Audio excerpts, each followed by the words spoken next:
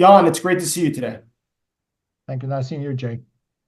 Jan, you are at the very forefront of cyber defense. In fact, you own the website cyberdefense.com. In addition to that, you're affiliated with George Washington University, and you're also a fellow at the Cyber Institute at West Point.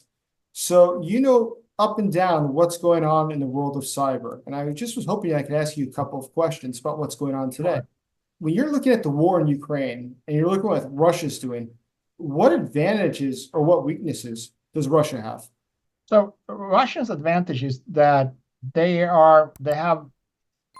proud to work in the military. They're proud to work in the signal troops or cyber, we can call them. They stay long. They have a good technical education, and they have no real retention issues. You start in the signal branch as 25-year-old, 22 officer. You be there until you're 55, 60, or of course, you go to Ukraine and never come back. But that said, I think that's a strength. So they have a really good manpower.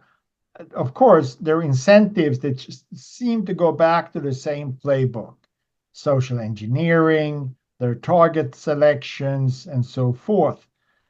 Their weaknesses is the sanctions block them from spare parts and so forth. So if they get targeted with cyber, and we know their system because, of course, they have taken away all on the electric infrastructure. They have replaced the old Soviet with Bosch and ABB and equipment that we know even better than them. So I would say that they have. I'm just looking on their air fleet. I mean, they have hundreds of airplanes that has no technical updates in their software and so forth. You don't want to tamper with airplanes because it can have a catastrophic consequences for civilians.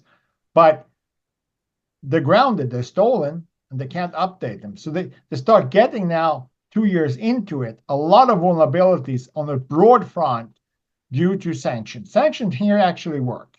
When you compare what the Russians are doing versus, say, the Chinese or the North Koreans, and you contrast that to NATO, where do we stack up? What differentiates those countries?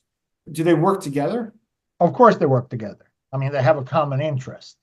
I mean, right now, if I was Ronald Reagan, I would say axis of evil, but we can say miniature kingdom of evil. So they share information. Of course, China and Russia would be the upper dogs. They would not give away their good stuff. Good stuff is a significant investment in time and effort because there's no armory where you can go and get cyber weapons. You have to find a hole in the city wall, a vulnerability, seeking to exploit that and make a tool out of it. And you maybe have to wait a long time to find another one. You don't share that. Plus, if you share that as a Russian with the Iranians, you don't know if they infiltrated. So a tool can go both ways. So you try to avoid sharing things that you don't want to see attacking yourself. And they have different agendas.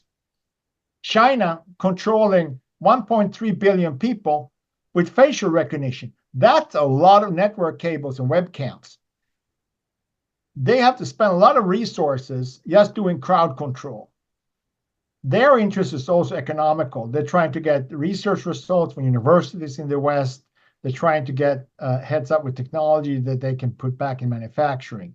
North Korea, on the other hand, is doing more economic racket to fund the regime, and Iran want to be a regional hegemony. So they come in with different perspectives. I think Russians is the one that has the most rawest military approach.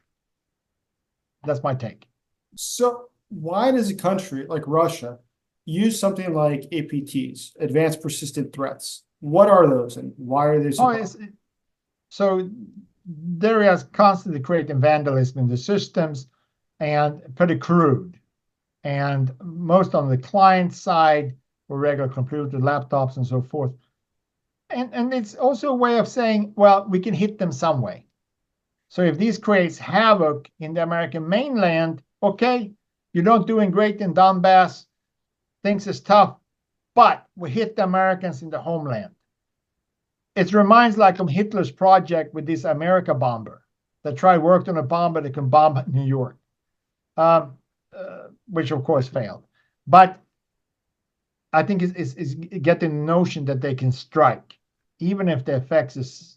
But psychology many times play a vital role in decision making.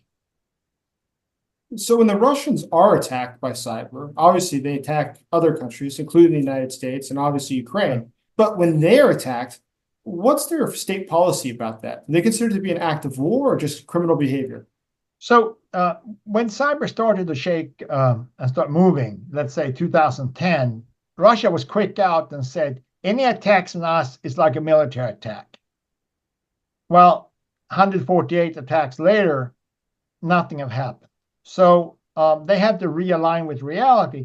So what is an attack that would trigger a military response is up to the final decision maker. And we know who that is in Russia. And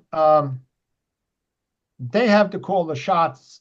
So it could be an excuse for military violence or diplomatic efforts, but there is nothing cut in stone. This is how we react.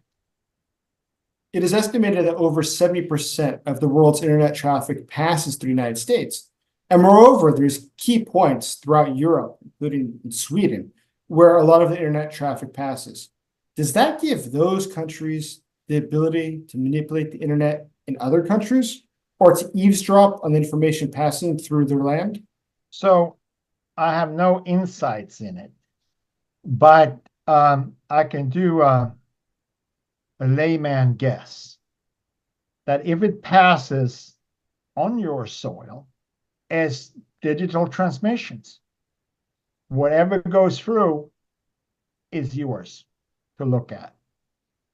You need, of course, support in laws and ethics and so forth, or you don't. You just do it. And also these hubs can decide to shut off the internet. I mean, it used to be in Tonga in the Pacific, they had one cable. So whoever is the other island where that cable ends, they can say, like the soup Nazi, no internet for you, and just cut the cable.